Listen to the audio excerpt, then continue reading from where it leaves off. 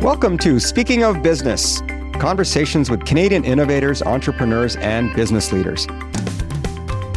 I'm Goldie Hyder, President and CEO of the Business Council of Canada. Today I'm speaking with Rola Dagher, President of Cisco Systems Canada. Cisco's Canadian operations are key revenue generators globally and produce some of the company's greatest innovations.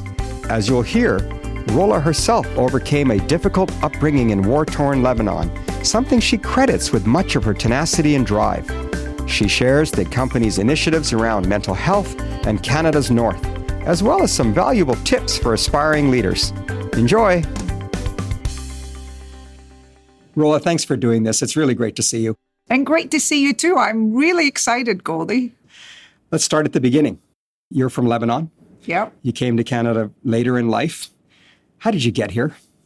I love how I got here, and I'm so grateful. Let me start by saying I'm a very, very proud Lebanese, but an extremely grateful Canadian because the opportunity that Canada gave me and my family is something that I will forever be blessed for. So born and raised in Lebanon in a very, very small village. My father is my heartbeat, and my parents had 6 girls. And as you know, traditionally for a Lebanese man to have 6 girls was kind of, a shame in the whole town. Poor guy, what is he going to do with 6 girls? But my father managed to raise outstanding 6 girls with my mother in a very, very tough time. I never thought that I would be destined to be the first girl in the family to be given away at 15 years old in marriage, but it was my luck. And back then it was typical. So yes, given away at 15 years in marriage, and I was married for 20 years. I have 2 amazing kids that are the gift of life for me. Out of that marriage, nothing great came out except Michael and Stephanie. They're the love of my life. They're my heartbeat, and they make me want to be a better mother every day.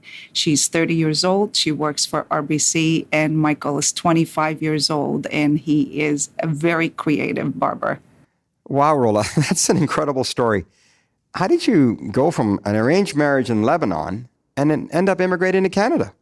I came to Canada after my parents decided to marry me off and leave me behind. I was married at the time and they couldn't sponsor me to be with them here. And I remember the worst day of my life when I saw my parents get in a taxi to go to the airport, and I was sitting on the sidewalk and I basically heard nothing but the noise of bomb dropping in the next town and people screaming and hiding in bomb shelters. And literally that was the day I thought I felt deserted. So for me, none of that impacted me in a way of feeling sorry for myself. And in fact, when I was left behind with my ex at the time, I had a beautiful daughter. Stephanie was born there, and she was born in a bomb shelter. And 2 years ago, by the way, I took her back to see where she was born, and she sat on the steps of those bomb shelters and she cried like a little kid to say, "Mom, I can't believe where you were and where you are today." So I ended up leaving Beirut with Stephanie and my ex at the time, at 9 months old Stephanie, in a backseat of a car, in a trunk of a car, because women and kids were not allowed to cross the border. So we got to the airport, and at the time, kids weren't allowed to travel. And I remember the custom guy said to me, "You can get on the plane, your daughter can't." I only had $500 on me. I gave it to him, and he said, "Okay, now you can go." So we landed in Cyprus, and that's where every single Lebanese person was trying to escape, and people were living on the streets. And I was one of those people to live on the streets for 3-4 weeks until I literally slept at the steps of the embassy, Canadian embassy, every day until I got my paperwork and my visa to come to Canada, because it took us 2 years to get our paperwork done. And I landed here March 1989. with my daughter and my ex at the time. And the minute I saw my parents, that was the minute of hope for me. And 29 years later, here I am. I started working at Bell as a telemarketer, selling long distance. I was the annoying one calling you over dinner to sell you long distance minutes. That was you. Yes, to switch from Sprint and AT&T, and moved my way up. And I just learned technology at an early age where I never thought technology was something that I would be so passionate about. You know, you called your dad a heartbeat, and I know you've referred to him as your hero before. You know, he had 6 daughters. There's a story of what his mother said to him about trying for number 7. Can you tell our listeners that? It's funny, and I'm glad you're a great listener. You remember. I remember my dad telling us the story, and I actually do recall my grandmother coming in and said to my dad, Michael, I read the coffee cup. In the coffee cup, it says, after 6 girls, number 7 should be a boy. He looked at her and he said, Mom, I love you, but get the hell out of my house. And that's basically when my father decided he's not trying for 7 or 8. I have to tell you, funny story for you. When I was being interviewed for this role at Cisco, actually in the room next door, they snuck me in here because it was very confidential. And I met with the chief sales operating officer, and everybody said to me, that's your toughest interview with him because he's a tough guy. And when I walked in and it was over video, the last question he asked me was, outside of your kids and your immediate family, what is the one thing you're most proud of? And I thought it was an interesting question. And my answer to him was, I'm most proud to be the daughter for my father, that he always wished to have a son back then because of the culture. But I'm most proud of the daughter I became for him to carry the name he wanted to be carried. That's nice. And he got up and he said, wow, slam dunk, you got the job. I think this is how I... Well, you know, you say, you know, he treated you all as 6 girls, but I also know you know how to change flat tires. Tell us that story too. I do. So again, 6 girls. My father had a body shop in a small town and he fixed cars. And of course, 6 girls at home. So one time, and it was Easter Sunday, we're all dressed up in white dresses to go to church, and Dad had a flat tire, and then he went into the house to change, and then he came back and the tire was changed. And I took the liberty of basically making sure that I make him proud. But then I got in trouble because I dirtied my dress and we were going to church. So my mom wasn't very happy. But yes, I did change the tire at 6 years old. I'm just curious, you know, 6 daughters. Do you think it would have been different for him and for you if there was a couple of brothers thrown in there? Would the traditional gender role sort of kicked in terms of how the kids were raised, or not? It's funny you ask me this question because I don't think anybody's ever asked, but my father would tell you, even if you talk to him now, he would have never, ever, ever exchanged any of the girls for a boy. It would have been nice to have, sure, but in terms of changing the way he raised us, no. He is so tough even on me now at 48 years old, Goldie. When he speaks, I do not talk back. When he's talking, I have full respect. And I always tell my kids and my nieces and nephews now, I'm like, look at me, I'm 48 years old and I still look at Jiddo as grandpa, as I fear of respect for my father because I idolize the fact that he's so strong-minded, came to the country with 5 girls at the time, then me, and helped me and my mother. He didn't speak a word of English. And where he is today... Probably not much money in his wallet. Not much money in the wallet. And my father, he basically said, you fall, you get up. You fall, you get up. Failing is learning, but giving up is never, ever, ever was an option in his eyes. And all of us at home, you will see that we're tough, and tougher because of him. And I look at him today and I tell you that's when I say he's my heartbeat. He's my life mentor. And I am so grateful for everything that he and mom did, because without my father, I wouldn't be half of the woman that I am today. We're lucky that they had you Thank you. And we're lucky that they chose Canada. Thank you so much. Thank you, Goldie. One of the things about leadership is there's different paths to that place. Yours is built on adversity. Yours is built on managing the things that you've just talked about. What role has adversity played in making you the leader that you are today? I think actually it played a huge role for me, and it is what makes me the leader I am today. Because my past never defined me to be who I am. It actually helped me to be the leader I am today, because I learned very quickly, you never know how strong you are until being strong is the only option that you have. And for me, I lead based on servant leadership. I lead based on thinking first, how do I want the leader to think of me, and what do I want from my leader? So it's very easy when I sit with someone and I base everything I do on what do they want out of a leader: to be empathetic, to listen, to help them, empower them, to inspire them, and you let them go out there and impact. So for me, it was really important that I have that quality of ensuring that continuous development, continuous improvement, that diversity of thoughts around being a leader and being so adaptable to everything we do on a daily basis. Education is another thing that you've talked about. I read a piece where you said degrees are important, but they're only one part of a longer equation. Attitude, willingness, hunger, drive, determination, and the ability to adapt change, you said, are the qualities that truly give people a competitive edge. Yeah.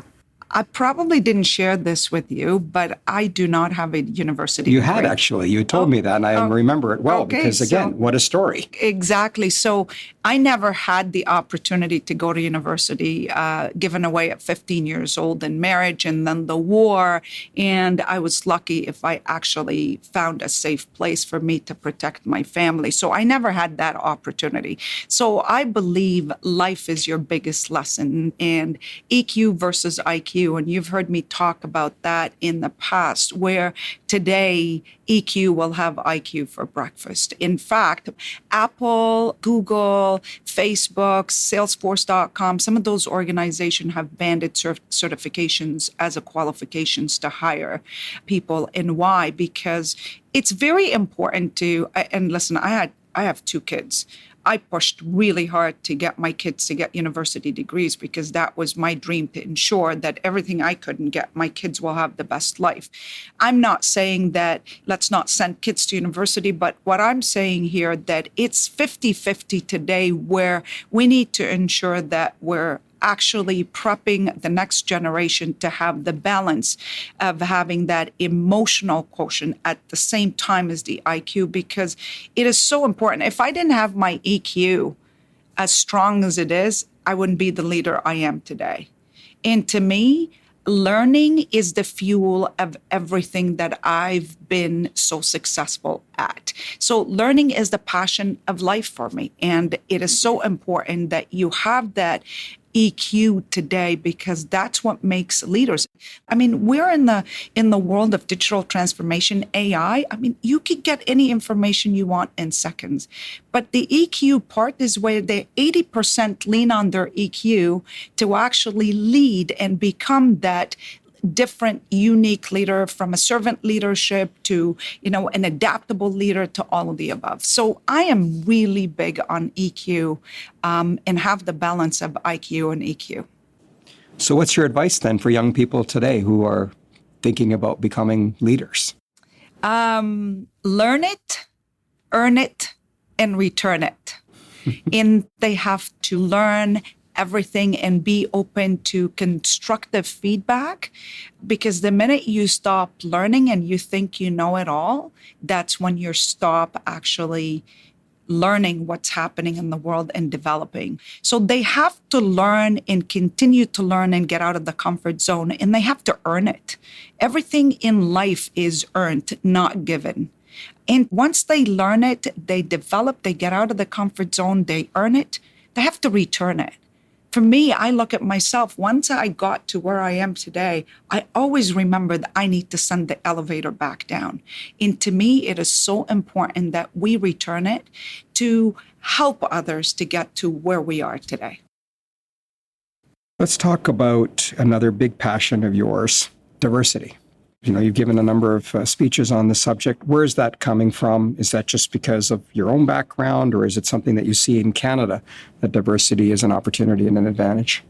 It's all of the above. For me, diversity is so important because, of course, it starts with my background and coming to the country, not speaking a word of English. And people thought, oh, yeah, they come from a background, the Middle East, of course, all the trouble. So we're all painted in the same brush.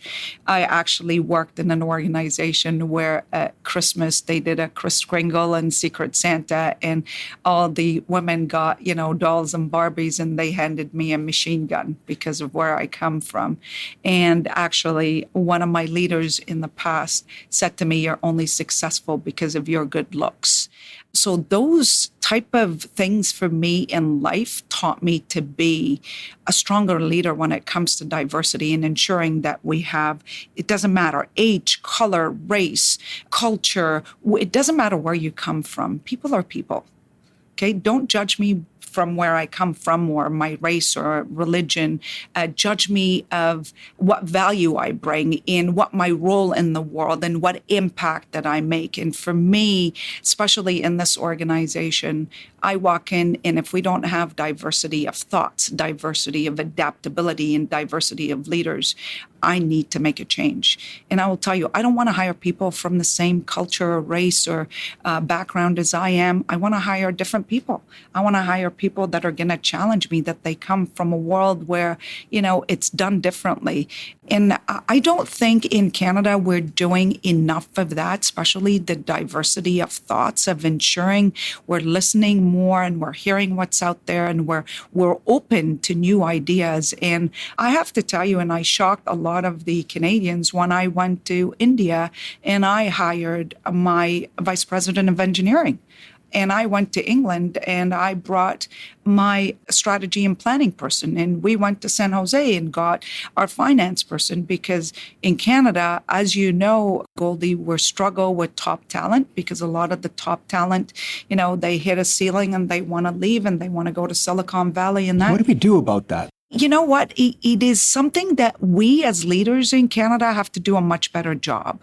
Of course, it's a long conversation, and don't get me started when it comes in terms of how much we pay on taxes and all of the above. But those are things that we need to attract other talent. I mean, I get a lot. Is it hard to convince those people to come to Canada? Because they must have options. No. Actually, people want to come to Canada. But once they come to Canada, the problem is we can't retain them and we can't keep them. And that's the challenge that we have. I mean, if I show you my LinkedIn messages where I'm getting messages from all over the world, especially people in the Middle East that they know I'm Lebanese and they want to come work here, from Dubai, Saudi, from India, that people want to come to Canada. They love Canada.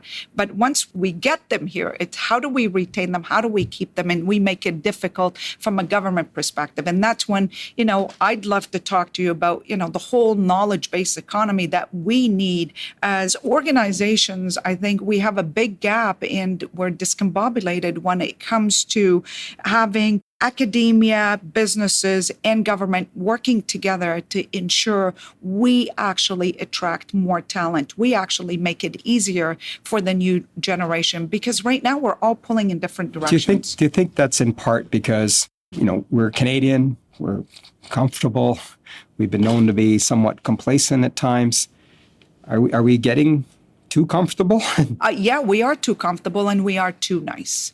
When we're in the U.S. and, you ask a question, what do you think of Canada? And they're like, oh, Canadians are so nice.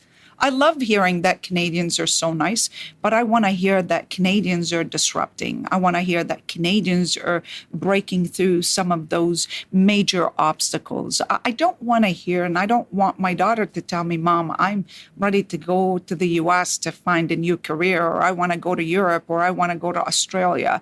I want them to stay here. And I think we're capable of making Canada the next great disruptor country that attracts and retain talents to stay in the country. So disruption in your business, Yeah. you're both an enabler and an initiator. Yeah. How are you managing that in the confines of running Cisco Canada? But more broadly, how are you advising your customers in dealing with disruption? Very simple. I mean, a lot of people are calling it the fourth industrial revolution, the era of intelligence, whatever you want to call it. I call it the era of digital transformation on a journey. We're on a journey right now. You either disrupt or you get disrupted. It's really, really simple. If it worked for us in the last 25 years, it doesn't mean that it's going to work for us in the next 25 years. And Goldie, you remember when we went to New York, our last Business Council of Canada? I have never heard in a Business Council of Canada, which is almost 2 years for me, the importance of technology, how it is the foundation of everything that we're doing. We're all on our journey to becoming technology companies, aren't we? Exactly. I mean, Starbucks called themselves a technology company. Right. So the way we actually present it to customers today, you could decide to stay where you are today, but if you don't change in the next 5 years, because digital transformation and the train of fourth industrial revolution is here, you will be obsolete, right? I mean, think about it, Goldie. 45% of jobs that exist today will no longer exist in the next 5 to 10 years. Yes, new jobs will be created, but you don't get fit by looking at someone going to the gym. You actually have to get... Yeah, I've tried that. It doesn't work. Exactly. I tried it too, and I keep trying at 48. It's not working. But my point is you have to be there. You have to start making that transformation. I mean, it's proven. Most of the companies, all the top S&P, the Fortune 500 companies that we have right now, if you look at the average in the old days, some of those S&P companies used to last about 75 years. Now, moving forward, they're saying maximum of 5 to 10 years, maximum if you don't transform your business. A little while ago, you gave me the pleasure of meeting your boss, Yes. your global CEO. He's outstanding. And I asked him, why are you investing in Canada, Cisco? What do you like about Canada? I mean, you know, your record here of achievement, you're the third largest R&D center, a top 5 market for Cisco in the world, to credit to you and obviously your team and your predecessors. So I was struck by the answer. What Chuck said was talent. He said, you either have it or, and here's the important part, you can get it. So that really speaks to immigration. It speaks to some of the issues that are in the news today, refugees, asylum seekers. There's a sense in Canada that we feel immune from some of the global pressures that are going on around these issues, and, you know, whether you looked at Brexit or what happened in the United States or Germany or Italy. Are you at all concerned that we're not going to be able to get the talent that we want if we go down that path and sort of restrict immigration levels or not be able to keep up with the demand? So I love being Canadians. I love living in Canada. In fact, I don't think I'll choose another country to live other than Canada because Canada is home for me. As much as I'm a proud Lebanese, I went back 3 times and there's no way I could live there. So we have great things in Canada and we continue to do better and better. It's how do you take it from good to great to excellent and continue to develop? I mean, I don't know if did you go to Elevate? Did you hear when Eric Schmidt talked about why they want to invest in Canada and why the Sidewalk Lab in Canada is being developed.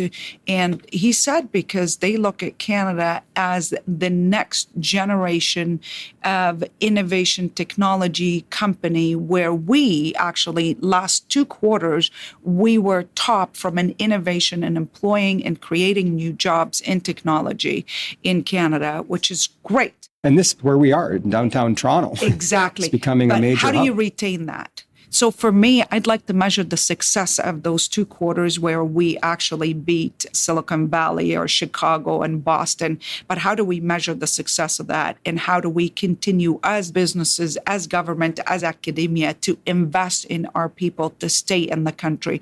Because what I'm saying is you develop them and then they decide to leave. Sounds like we want to become the next startup nation like Israel did it. Exactly, Yeah. like But Israel did. Is that, I mean, one of the things they say about Canadians is that complacency takes us to a place where the great ambition is to build a $10 million company, sell it, and get a cottage in the Muskokas. Yeah.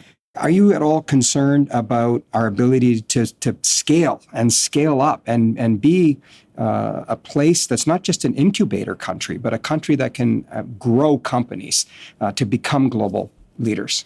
Yes, and I've heard it in the US as well, that there's a lot of startups in Canada, unless you get sponsored by a US large organization or find a funder, it's tough to remain in Canada. So I am concerned. But again, I think if we put our heads together, we might find a solution of growing those organizations, keeping them in the country, and have the US look at us and are like, wow, what is Canada doing?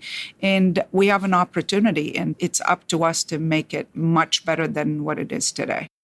Well, despite some of those challenges, you're doing a terrific job here at Cisco. Why don't we talk a little bit about a snapshot of Cisco Canada, tell our listeners about your footprint, and then let's talk, as I do with the other CEOs, sort of what's keeping you up at night. Okay, so I love my job. I'm actually obsessed with my job. I'm obsessed with the people, with our customers, with our channel partner, and with the leadership team. I mean, you met Chuck, and wait till you meet the other team, Jerry and Kelly and everybody. It's just they're humble people. They're down to earth. And for me, three things that keep me going in an organization. You respect the leader. You have to be passionate about what you do, and you got to believe in the organization's vision and strategy. And I have all three, which I'm grateful for. So Cisco Canada, as you know, was named the top country last year. And it's the first time ever in Canada. Thank you. So we're very, very, very proud. We've earned it. And it was a lot of work to get us where we are. So 1,900 people in Canada across the country with the global service provider business. We're almost about $2 billion operation. We've got 18 locations across the country. And we range from sales, marketing, operation, engineering. We also have a huge facility of research and development in Ottawa that are actually the engineers that create all the features and functionalities and the product. And we also have a security facility in Calgary that are the top-notch research and development to build the security platform for Cisco. As I mentioned to you before, it's very simple for us in Canada, and our slogan is one team, one goal, one Canada. And it doesn't matter who you report to in the organization, we always work as one team, because that is the one thing that made us really, really successful. Here in Toronto, we've got our Innovation Center, which is one of 9 globally. And they didn't even decide to actually build it in the US. They did it in Canada, which is huge for us. And it has been recognized one of the top innovation center worldwide. And we're very proud of what we accomplished, but we're uncomfortable. And I will always tell you, we'll always be uncomfortable, because once you get comfortable, that's when we stop growing. We're always working towards the continuous culture improvement and continuous improvement around growth, because since I started, we've been on double-digit growth for almost 8 quarters in a row. That's hard to do these days. Yes, it is. It is. And I'm concerned. So actually, it's our quarter end next week, and it's a big quarter. So now that's what's keeping you up at night. But yes. What normally keeps you up at night? What keeps me up at night is making sure that every day my team feels empowered and inspired to do the job. And the minute I feel that they're not, I actually really stress about it. So I always toss and turn and making sure that as a leader, I'm giving them the empowerment that they need, and they feel it's the place that they want to work for and make a difference and make an impact. So that is something that I continue to think, what do I need to do today to make someone's life better, to put a smile on someone's face every day? One of the great frontiers, the great opportunities in Canada is the North. And I know that Cisco has been doing a number of things there. Share with us what you're doing. Yeah, so it's been almost 10 years for us. It's the program is called Connected North. As you know, we're really big on giving back to the community. Our corporate social responsibility team has been doing such a great job in Canada. In fact, impact. I tell you that Chuck Robbins, our CEO, says all the time, corporate social responsibility is not just a responsibility, is a must. Hence the reason why you saw the announcement where Cisco donated $50 million to homelessness in the U.S., where you saw here in Connected North, where we've invested millions of dollars to get the schools up and running and to communicate through our collaboration team of helping our Indigenous community. The enrollment at schools has gone up. The suicide rate has gone down since we actually started connecting these schools. And it started with an idea of one school, and we're up to almost 50 schools now. And 8,000 students are impacted every day with using technology as their transformational to learn, to enjoy, and adapt, and to give back to the community. So that's our way of giving back. The other thing that I'm very, very passionate about is, as you know, when Chuck came to Toronto, we announced our mental health program because it's very important for us to ensure technology is making difference today in everything we do. So mental health is health. And we have a big crisis in Canada where one of every 5 Canadians will be actually impacted by mental health.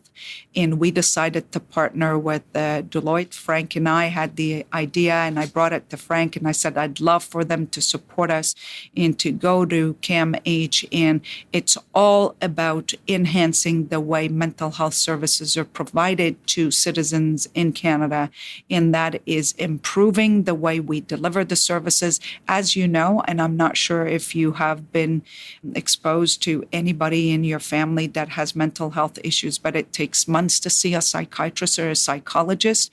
And most of those impacted are kids.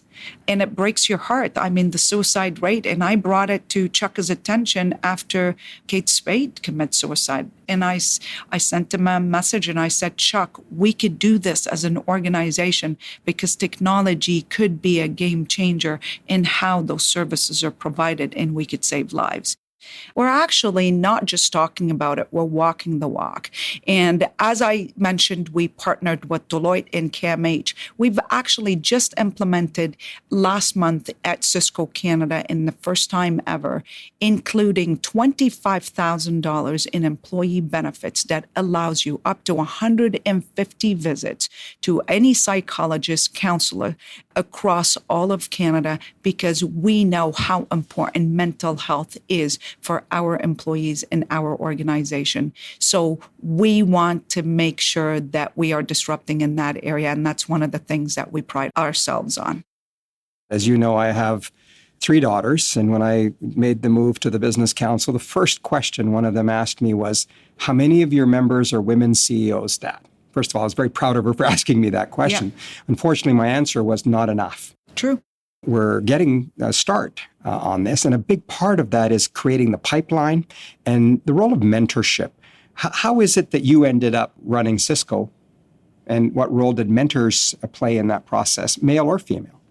I love your daughters when they ask that. And I'm going to give you a story that blew my mind. And I really hope you tell your daughters a story, especially coming from the Middle East, that women are not really considered in my culture to be the leaders or the next CEOs. And in fact, I was going to Western Canada with my team about 6 months ago, and we walked into a restaurant, and one of my leaders had set up a dinner for us and customers and said, the president of Cisco is coming, so we want to make sure it's set for customers and our president. So I walk in with one of my leaders, and he's a guy, and I'm the female. I walk in and I shook the owner his hand, and I said, thank you for helping us setting this up for our customer. He said, no problem. You're very welcome. And then he turned to my male leader and he said, hello, Mr. President. Good evening, Mr. President.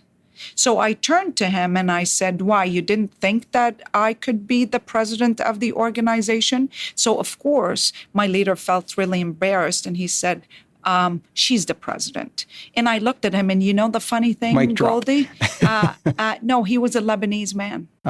And I said, it's a shame because I don't know if you have daughters, but let's hope that you actually are not telling your daughters as a Lebanese man that women cannot get to a high leadership position. And it's very disappointing. So he felt really embarrassed. So back to your point, we don't have enough female leaders in the country because we are women are always overanalyzing everything. And I have to tell you, even when I got the call for this job at the beginning, Goldie, I was hesitant to actually have the conversation. I didn't even want to entertain it because I was like, what? They're looking at me as the Cisco president?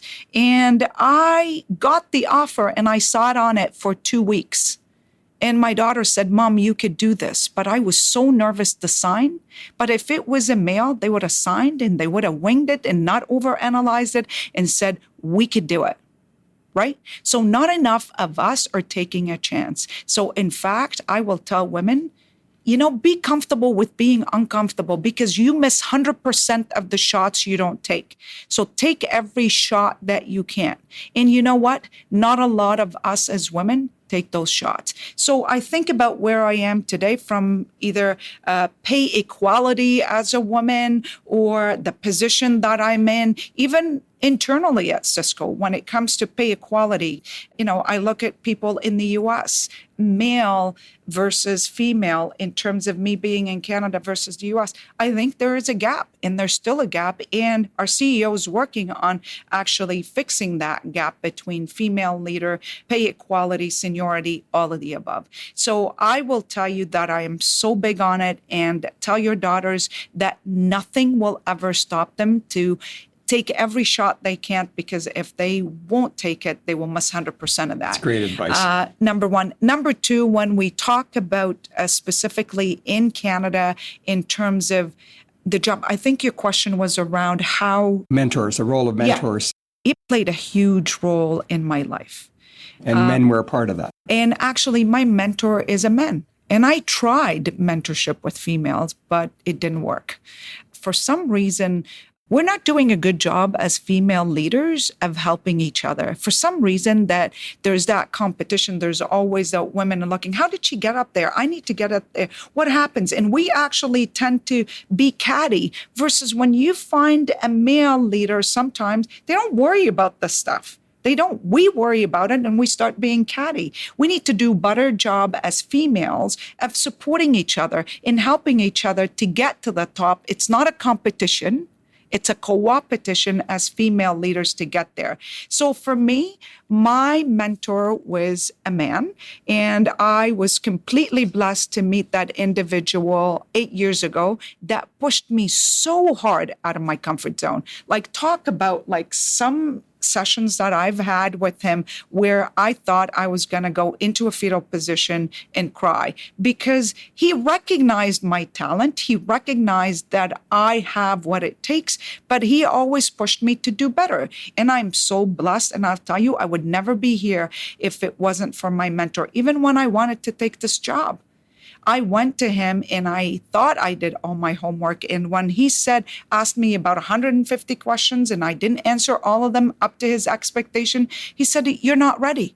Go back, interview them. Don't get caught up with the title or the compensation package, because you need to remember, if you're not going to be passionate about it, you will not be successful. And I actually went back, when I told you I sat on the offer for 2 weeks, I went back and I interviewed them.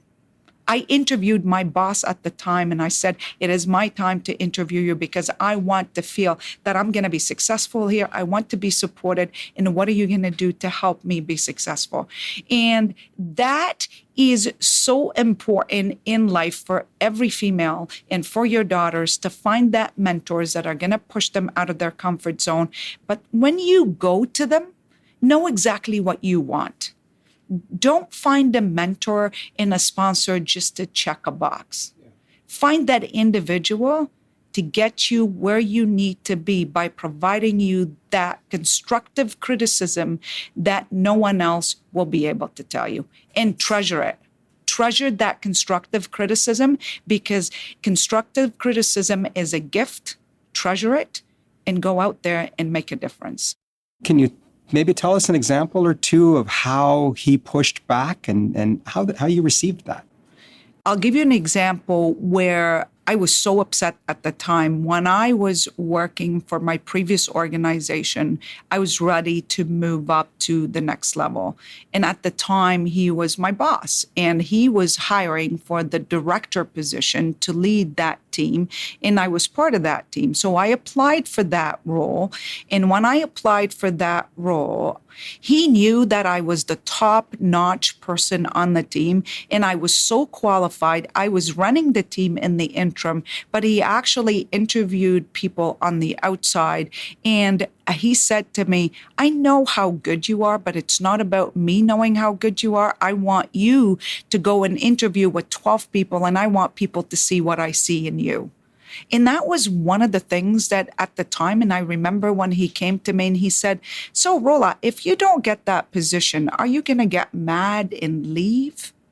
What are you going to do? I said, of course I'm going to get mad because this is my job. This role is mine. I earned it. I built the team, and I'm going to show you and the rest of the organization why I should be the chosen leader.